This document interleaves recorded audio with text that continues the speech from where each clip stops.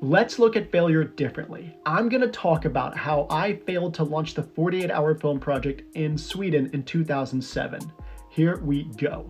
1. I didn't have connections, community, a network, or anything. See, in 2009, I launched the 48-hour film project in Savannah, Georgia when I was in grad school. And I thought, when I moved to Sweden years later, I was like, yeah, I can do this. I've already done it before. But I didn't have anybody. I didn't know anybody. I hadn't lived here long enough to have the connections. So it failed. Number 2, it failed because I knew it was going to fail, and I was ready to accept that. So I was already accepting team application submissions, so to compete.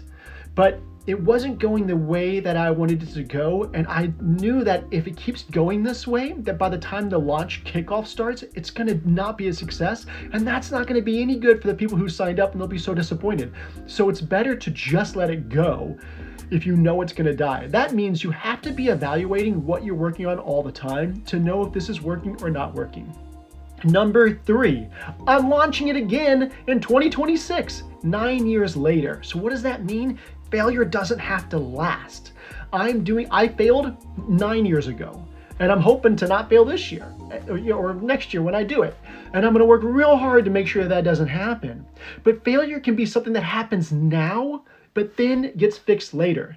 But that doesn't mean you have to keep pushing something forward. It's okay to fail and let something go. You learn from it, you move on, and you adapt to the next thing. You can be a failure at something and still be successful.